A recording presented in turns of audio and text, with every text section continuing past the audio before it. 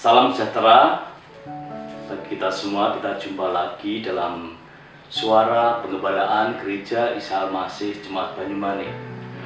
Saudara yang terkasih di dalam Tuhan, hari ini kita akan merenungkan kebenaran firman Tuhan.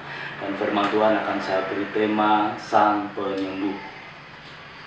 Tuhan Sang Penyembuh. Saudara yang terkasih dalam Tuhan, di dalam Injil Markus pasal 1 ayat 40-45, di sana ada sebuah kisah yang sangat menarik, yaitu seorang kusta yang datang kepada Yesus.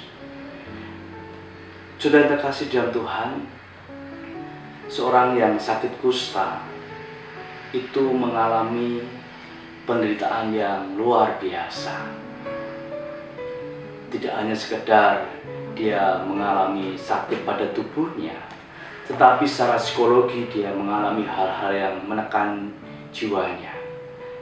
Bagaimana seorang yang mengalami kusta, dia harus tersingkir dari masyarakat, dari lingkungan, dan bahkan dia tidak boleh menyembah Allah di rumah ibadah. Kemudian hal yang sangat menyakitkan lagi adalah ketika ia harus berteriak-teriak, aku kusta, aku kusta, ketika ia melewati orang-orang supaya tidak tertular, tidak menularkan kepada orang lain. Jadi seorang yang sakit kusta sangat menderita sekali, secara individu, secara sosial, dan secara makhluk religius. Sangat menderita, saudara. Nah, di dalam Injil Markus, seorang kusta ini tahu kalau Yesus Kristus sering membuat mujizat, sering menyembuhkan. Maka ketika itu ia datang kepada Yesus, dia berkata kepada Yesus, Yesus, jika engkau mau, maka aku akan tahir. Jika engkau mau menyembuhkan aku akan sembuh.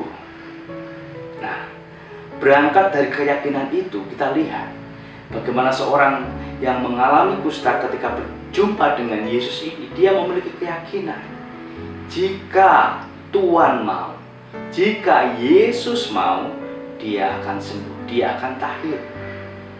Dia memiliki pengharapan, tetapi dia juga tidak memaksakan kehendaknya sendiri, tapi kehendak Tuhan. Dan kita lihat respon yang sangat mulia datang daripada Yesus. Ya, saya mau menyembuhkan engkau. Maka orang yang kusta tadi tahir. Orang kusta yang mengalami kenajisan itu tahir, sembuh. Oleh karena dia menyerahkan kepercayaannya kepada Kristus, tentang kesembuhan itu kepada Kristus Yesus. Saudara yang terkasih di dalam Tuhan, seperti yang kita ketahui pada hari-hari ini, di Indonesia mengalami hal-hal yang sulit tentang penyakit, tentang musibah yang berdampak juga kepada perekonomian juga. Tetapi saudara yang terkasih dalam Tuhan, apakah setiap kita tetap memiliki pengharapan kepada Tuhan